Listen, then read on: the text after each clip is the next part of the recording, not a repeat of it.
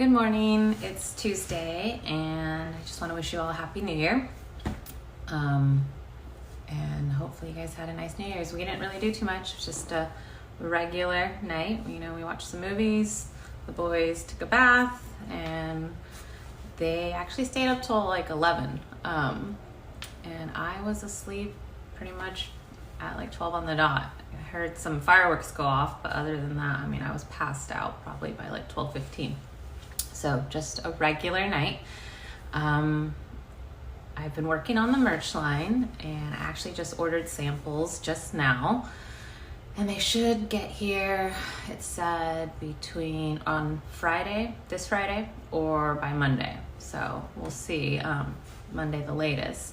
But once I get the samples and I check them out, I'll definitely update you guys, and this is the way I'll pretty much handle the merch. We'll start with the $50 tier, the diehards, and they'll get first access, and I think I'll just go day by day. So 50 diehards will have it first, and then the next day will be the next tier, and so on and so on. And once we get, all you guys covered down to the $3 tier, after that I will go ahead and do a social media post and release it to the public. So very excited about it. Hopefully you guys like it. I know Ryan would definitely approve. So anyway, let's get into the story for today because the boys are still asleep. It's almost 7. I just want to make sure I get this in before they get up. So anyway, so we're gonna go back to the last week of Ryan's life, and that week he was in and out of ERs all week. We lived in Northridge, and that's where he started. He started at that, the closest ER to our house, which was, literally maybe like 2 minutes away. So he went there, and, again, they were just completely rude to him, and just, made him feel like not wanting to stay. Again, the process took very long. He was there for hours, but he eventually gave up and came back home.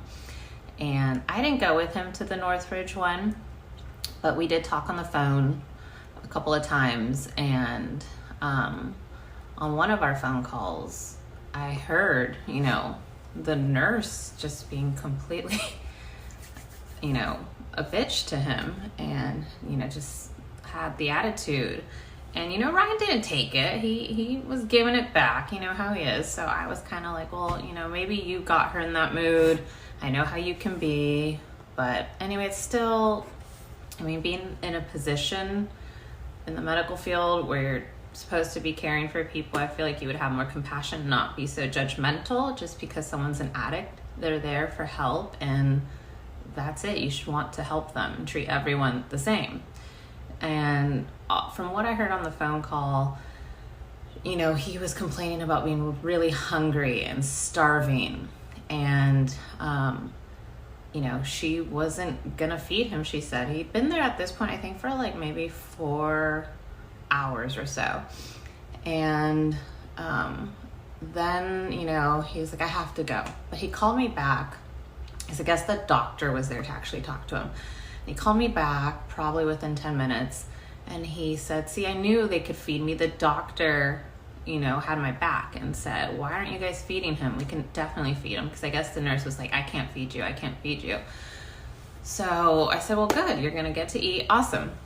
And I hear the nurse come back, and she's like, well, I guess I can feed you now. So anyway, that's just how it was going at the ERs with him. So he was just not having luck, and he went to a different ER almost every night. But it got to the point where I was just getting so frustrated because he kept leaving, and I honestly just didn't want to drag the kids to an ER and sit there for hours. I just didn't feel like that was fair to them. But it got to the point where I just, it was progressing. I saw him suffering so much, and I felt like, okay, I have to make him stay there because I wanted him to get help. So I said, fine, I will go to the ER with you. And this was on a Thursday. So he stayed up pretty much all night, off and on. His sleeping was just horrible. And that morning I said, okay, well, we're going to go. So we first went to, he was over going to ER. So I said, why don't we go to an urgent care? And actually that was his suggestion, urgent care. He's like, well, find me one. So I, was looking frantically, made phone calls and found one and explained the situation. They said, okay, yeah, come on by. So we went to an urgent care in Northridge, and I drove us to the urgent care, and, we got there and they were checking him out, and, the nurses were taking his vitals, and he was just, not looking too good, and he was struggling to breathe, and he just always was like, had his eyes closed. He just, you could tell he was not, like he was suffering. And, the nurses, noticed, and they, the doctor came out to actually talk to him in the waiting area, and, asked him questions and pretty much told him there's not anything we could really do for you here. This seems more serious. You need to go to an actual hospital, an ER. And he explained, well, they don't help me, this and that. And, I pleaded with him like it's, he needs help now. No one's helping him. When we go to hospitals, he's, it takes hours, and that's why he keeps leaving. He's not getting full care. And it's just, nothing's happening. No one's helping. And he gave us information to an ER, and I know in a previous video I said Simi Valley, but it was actually Sylmar. That's for me. I was so distracted with Nico, and I couldn't think clearly. And again, a lot of this is a haze for me. This time, it was a very difficult time, and I'm still processing it.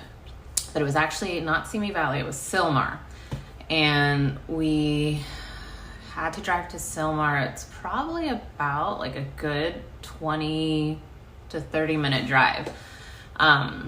So, he didn't want to go. He was over it. He was like, I'm hungry. I want to go home. And I said, no, we're going to this ER. Like, you're going. I will go with you, with the kids, and we'll sit there. And he agreed. He really didn't want to, but I pretty much made him. So I know he was starving, so we went and got like some Jack in a Box, got some gas, and then drove to the ER in Sylmar. And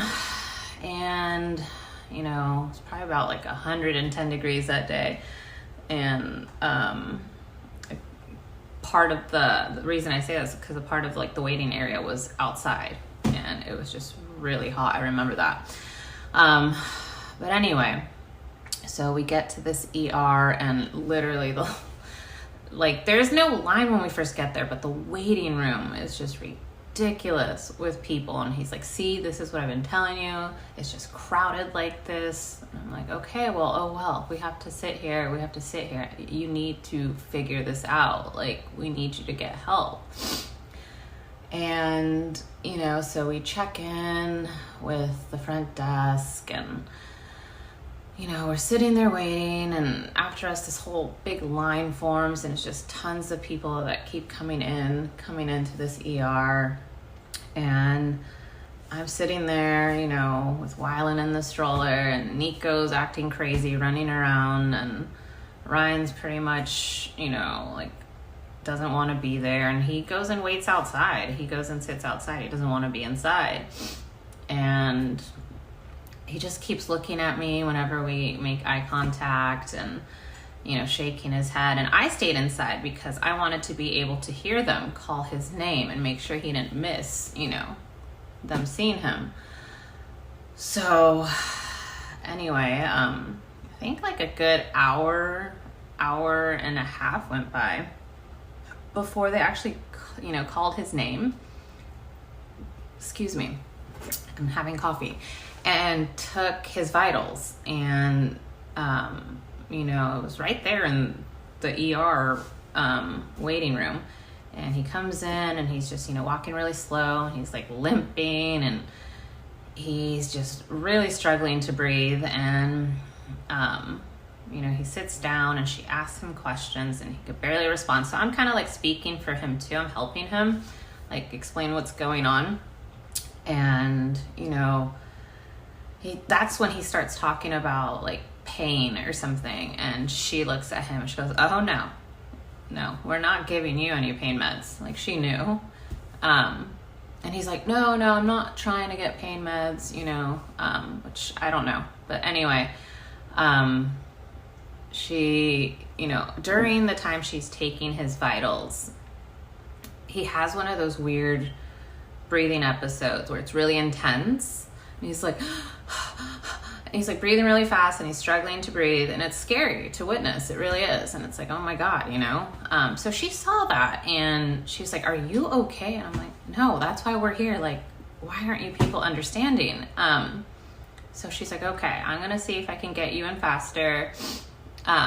Just hold on, hang tight, you know? And he's like, okay, good. So I'm like, okay, this sounds a little more promising. It seems like we might get somewhere today. So, you know, I think we wait maybe another half hour, and they actually call him back. And he's talking to like an actual doctor this time. And, you know, he's explaining what's going on and explaining what's happened at other ERs. And, you know, she's kind of like shaking her head like, I'm so sorry, I can't believe that's happened to you. We will get you help. But we are just so understaffed, and there's so many people here. So you're probably going to wait another like 2 hours, to be honest with you, before we can even start treating you. And at this point, it's like, I got to get back home. The kids are over it. And no, I tell him, okay, stay here. I'm going to go back home with the kids. Like, it's not fair to them.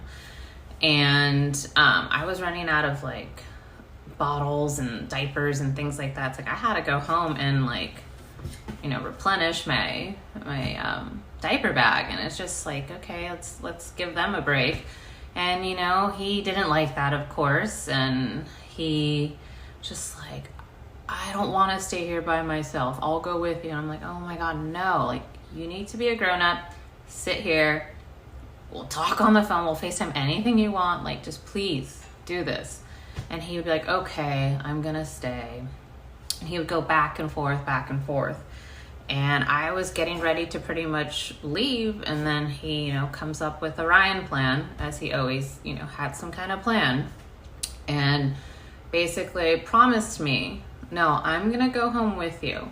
But I will go to Santa Barbara tonight. And I will go to the Santa Barbara ER, because Santa Barbara is a lot less populated. The ERs you usually see pretty quickly. It's not as long as Los Angeles County. And it's true, I've been to the Santa Barbara ER, and it definitely doesn't take hours like it did in LA. So he promised me he would do that, and he would go. And I said, okay, you have to go. That is the only reason. Like, I'm okay with you coming home then, because you're going to chill for like an hour or two, and then you're going to go to Santa Barbara. Yes, I promise. I said, okay, fine. You know, gave me your word. All right, let's go then. So at this point, it's probably like maybe after 4 p.m. and we're driving home, and, you know, things seem like in a better, like everyone's like laughing, we're singing to music, and everyone seems to be in a better mood, including him. Like, he seems like he's good. He's on the phone. I forget who he was talking to, but he's just, you know, talking to a friend of his, and a friend of his from the Midwest. I remember now. They're talking and catching up and cracking jokes, and Ryan's in a good mood, and I'm like, okay, cool, you know. And, you know, we finally, there's traffic, of course, but we finally get, you know, exit. But the exit from the freeway either way took about, seriously, 15 minutes to 20 minutes to get to our house, because it was smack dab in the middle between the 101 and the 118. So it took a long time to get to the freeway. So getting off the freeway, we still had a good chunk of time in the car to get home. And at this point, he starts complaining that he needs to go to the bathroom. And, you know, he was on a high dose of methadone. He was doing fentanyl and other shit, apparently. But I knew from those two like, your bowel movements aren't normal. And he was not going to the bathroom at times for like a week or maybe even a little longer. And when he did go to the bathroom, you fucking knew he was going to the bathroom. He would scream like bloody murder. And it was really uncomfortable to listen to. It was scary. Like, are you okay? It was like worse than my cries during labor. It was intense, you know? And it was like, holy shit.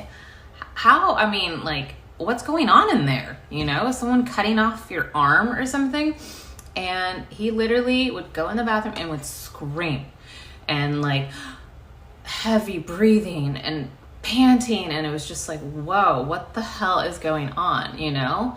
And then he'd be done and it was like nothing. He'd be like skipping out of the bathroom, like all good again. And, you know, when he was ready to finally go to the bathroom, he had to get to a bathroom. Like, it was intense and painful. And, you know, at this point, we still had a good chunk of time to get home. I said, okay, well, do you want me to pull over and go to a gas station? You know, like, you need to go to the bathroom. And he just was not going to use a public restroom. Because, you know, like I said, when he would go to the bathroom, he would scream. He would literally scream in pain. And he's like, no, I can't go to a public restroom. People will look at me. They're gonna laugh. And it's just like, I cannot. He like refused. I'm like, so you're literally gonna shit your pants? Like, who cares what people think? I would always tell him that, and he like just didn't understand how I could be like that. Like, you're never gonna see these people again. Why does it matter? Like, you're gonna seriously be that uncomfortable? But he refused. He refused. So we're still driving, and you know, it's like back and forth, like he'll be okay, and then he's like, oh my God, oh my God. I'm like, okay, well, do you want me to pull over, like, so you can go in a bush or something? Like, and he, you know, just wasn't even talking at this point. And, you know, with Ryan, he's just a very dramatic person. And sometimes it's like you kind of laugh and don't take it seriously because that's just the way he is. And he would even say that, I'm the boy who cried wolf. And it's like, it was true. But it started to get more intense. And I have known Ryan, or knew Ryan, for 5 years, and I've never seen that look on his face and the pain. But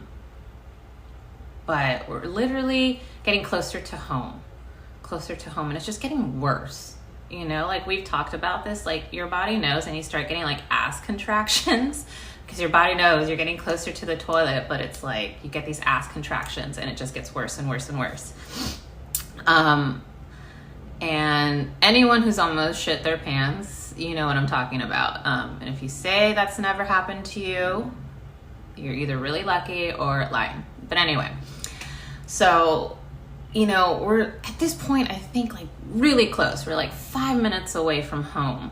And we're in like a more like neighborhood area. It's not like, you know, industrial and city. So it's like more just quiet residential neighborhood.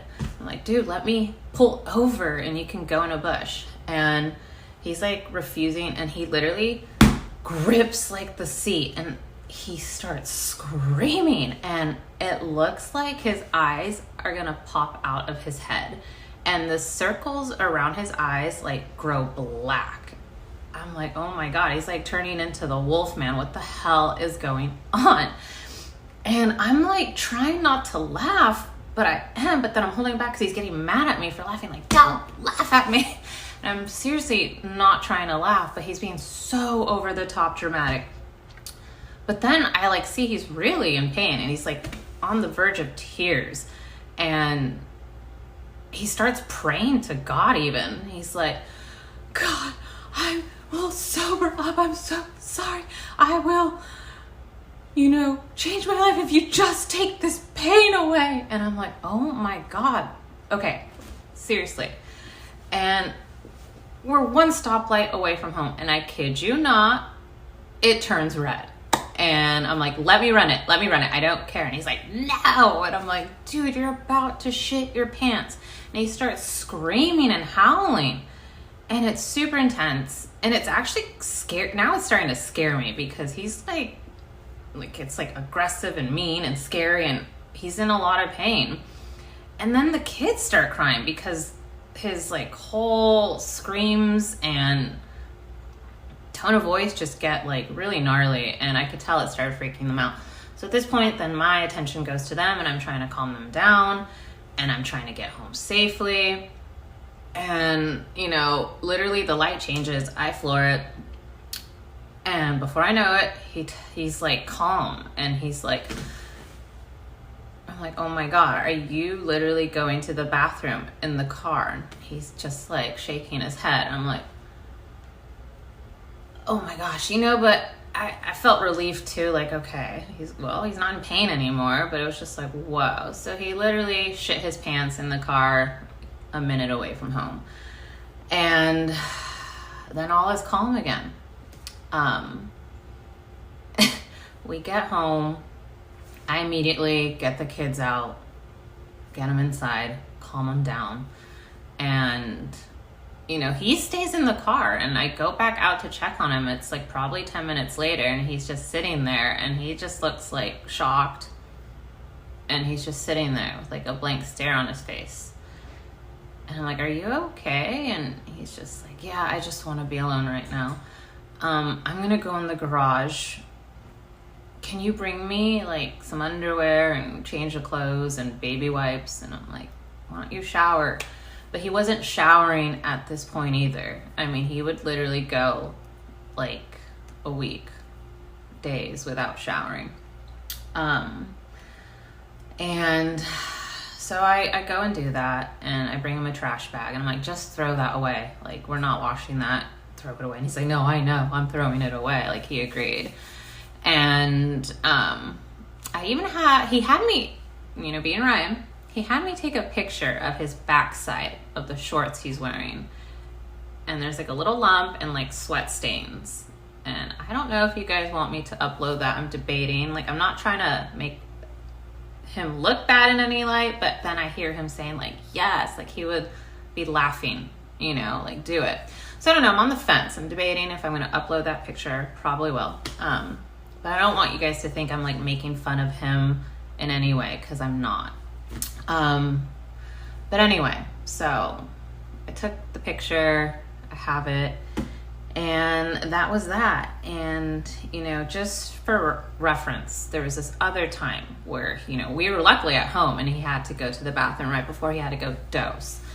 And he always went to dose last minute, and he was rushing, where he missed it a couple of times, and oh God, watch out, because all hell would break loose if he missed his dose. But he would always push it, you know, Ryan, last minute, and the clinic was like 20 minutes away.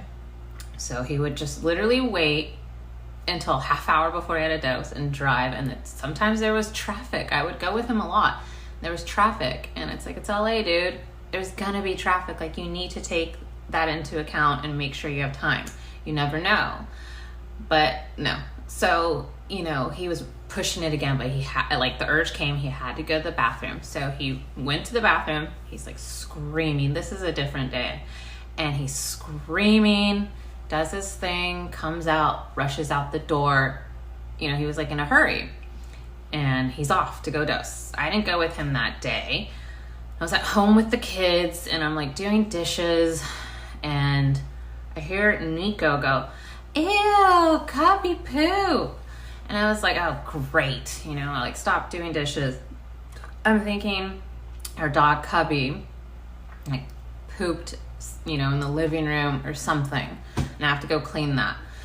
And I go, what, Nico? Show me, you know? And I see Cubby, our dog. That dog was such a dirtbag. I love Cubby, but he was just like Ryan. Literally, Cubby was chewing on something. I'm like, what the hell is he chewing on? And Nico's like, ew, poo, poo. I'm like, oh my God. He's like chewing and eating feces. I'm like, what the hell? Is that his poo? Like, what's going on? And I realized that's not dog poop. I'm like, so I go to the bathroom. And I kid you not, I don't know what happened. I immediately called Ryan after this, like, dude, what the hell happened? I find poop, like, around the toilet. Like, hard rock poo. Like, you know, dry, hard rock poo. At least it was dry and not wet, you know. Because that was probably, would have been harder to clean. But I kid you not, one of the poops was this big. Like, that, and it was like perfectly round, that big. I'm like, that's like a small baby head. Like, how does that come out of your butthole? No wonder he screams. I was like, holy shit. So I call him like, dude, what happened? You like missed the toilet because you're in a rush? I found poo. He's like, that's not possible. No way. He like didn't believe me. I'm like, okay, so I'm making up this story that there's poo and the dog's eating it. Like, and then finally he was like, oh, well, I don't know. And I'm like, that comes out of you? That's like the size. Like, yeah, that's normally what it is. And I'm like, oh my God, no wonder you're screaming. Anyway, I've never seen anything like that in my life. And it was just pretty freaking crazy. But anyway, that's pretty much it to that story. And so I guess, yes, another update here. We're going to do the question video. I'm shooting for Friday, so get your questions in.